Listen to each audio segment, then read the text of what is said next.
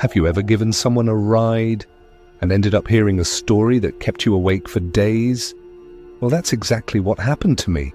A former soldier with eyes heavy with guilt sat next to me and started talking.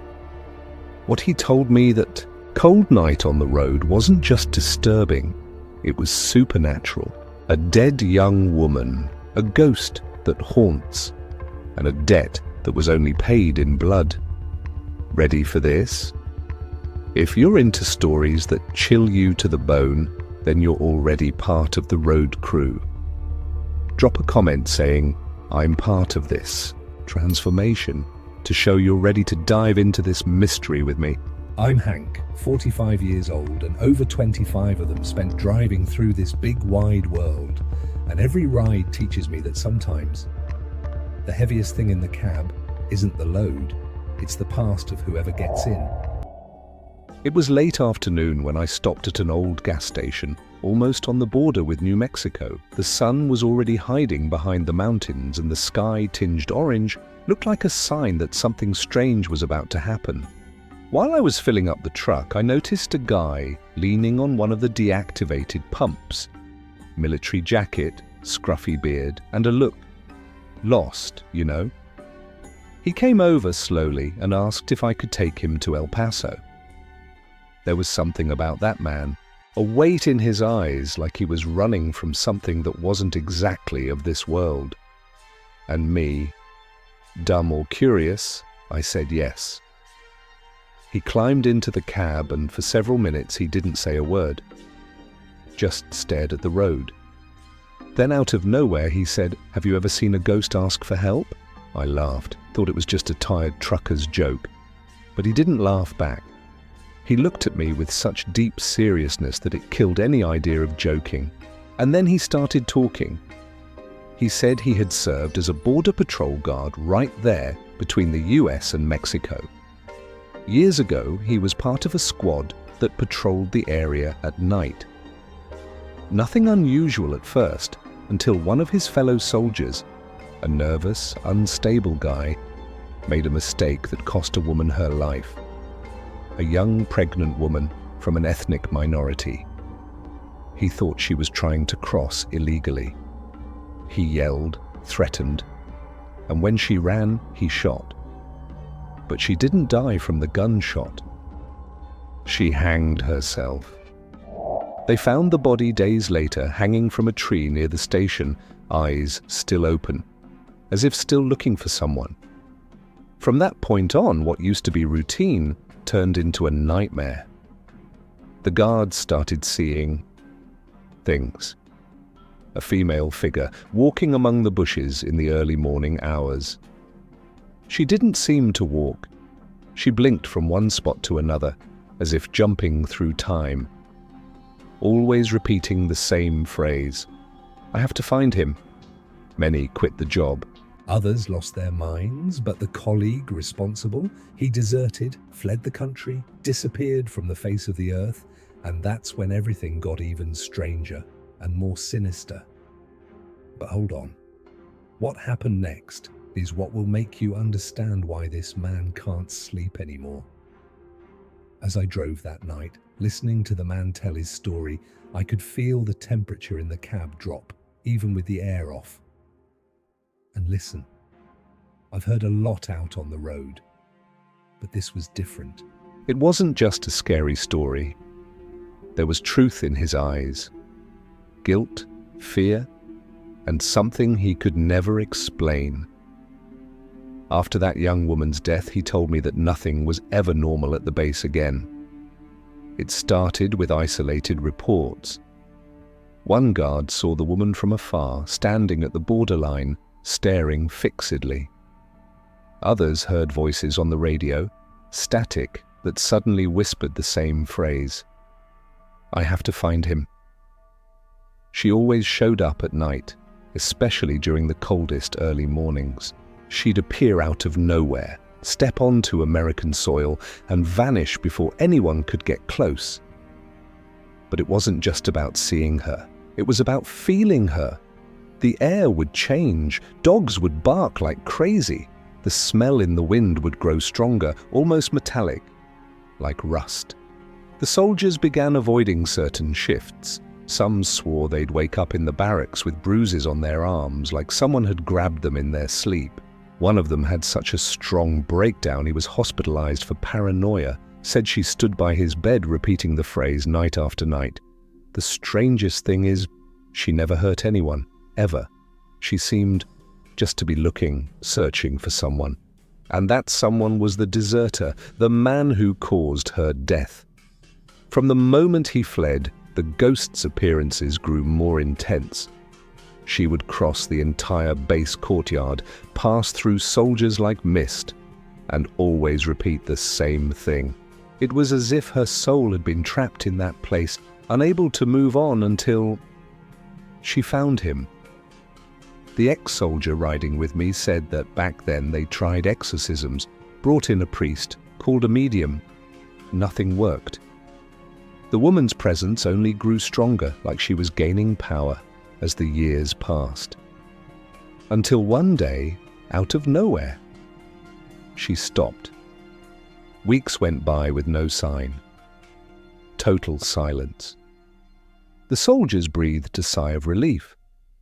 Some thought she had finally found peace. But then came the news. The deserter, the one who had fled to Central America, had been killed in a settling of scores on a remote road miles away from any civilization. And the most disturbing part, the body was found with bulging eyes, hands in a pleading position, and a rope wrapped around his neck. No signs of struggle, no wounds, nothing, just an expression of absolute terror. After that, there were no more sightings. The ex-soldier said it marked him deeply. He hadn't been directly involved in the tragedy, but he lived through it all. The weight of that restless soul seeking justice, or maybe just closure, clung to him like road dust. And that's why he wandered, walking, not running from people, but from memories. As he spoke, I just drove. There was nothing to say. The only thing I knew was that this kind of story can't be made up. Not with that look in his eyes, not with that pain in his words. And me, well, I just listen.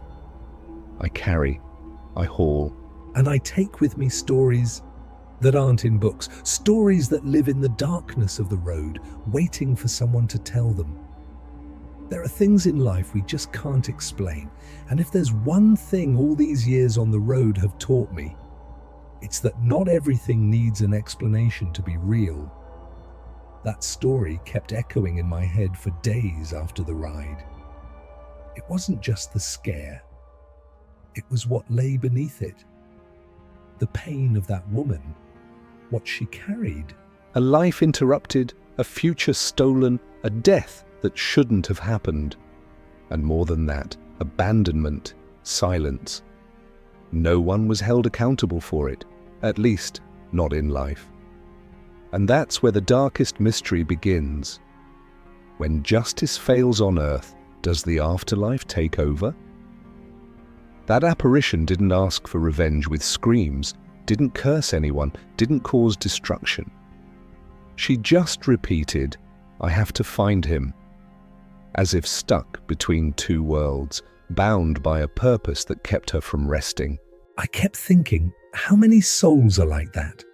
Wandering, trying to fix something left unfinished.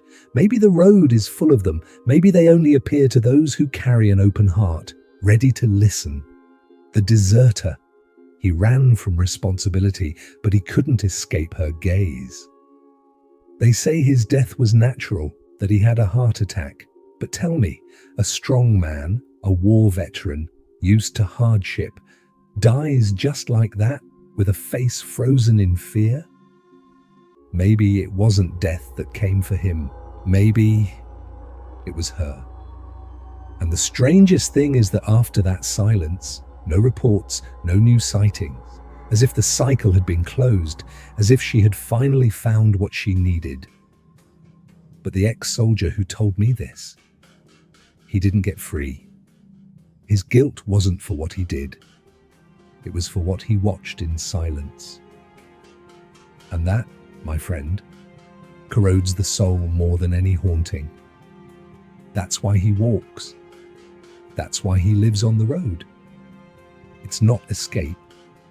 It's penance. And I get it. Some people walk to forget. Others to remember.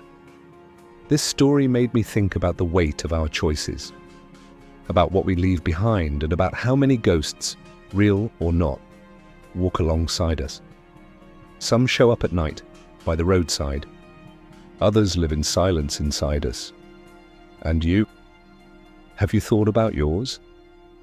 After I dropped off that ex-soldier at some random point along the highway, I sat for a while on the shoulder. Engine off, headlights dimmed, just the sound of the wind hitting the truck's body. It was as if the story he had left behind was still sitting there in the passenger seat, staring ahead, quiet. I kept thinking, had that woman finally found peace? Had her soul been freed when she found the one responsible for her tragedy? Or was it that deep down all she really wanted was to be heard?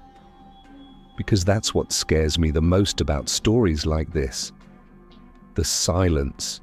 That young woman had no voice in life. Her pain was ignored, her presence erased, her death buried under cold reports and superior orders. But in the world of the dead, she screamed. Screamed in a way no one could pretend not to hear. And the craziest thing is that this story didn't make the news. It didn't become a movie. There's no official record.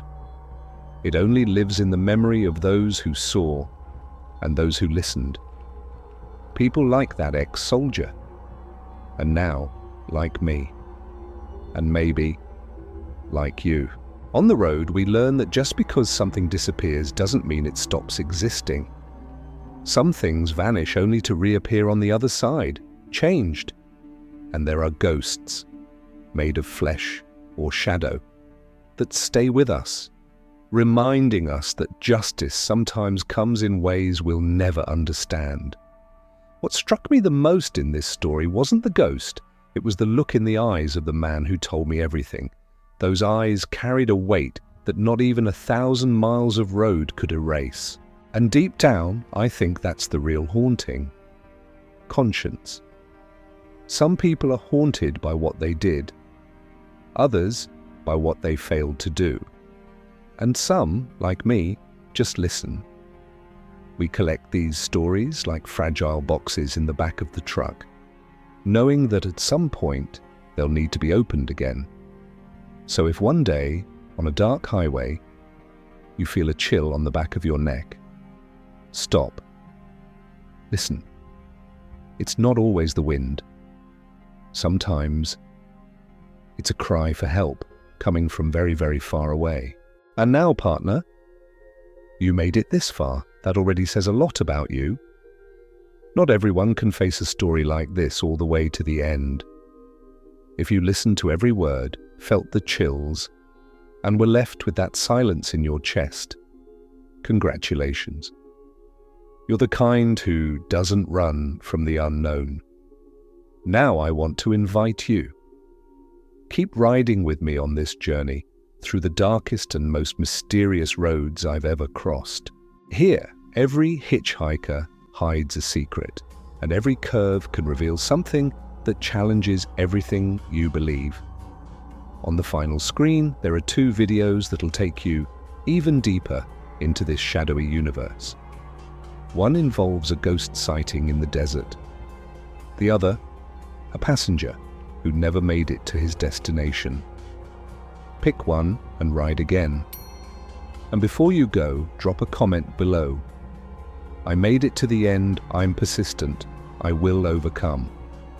That's our code. Those who comment that show they're part of the Road Brotherhood, strong, curious, and brave people. See you at the next stop. And always remember, not every ghost wears a sheet. Some wear a uniform.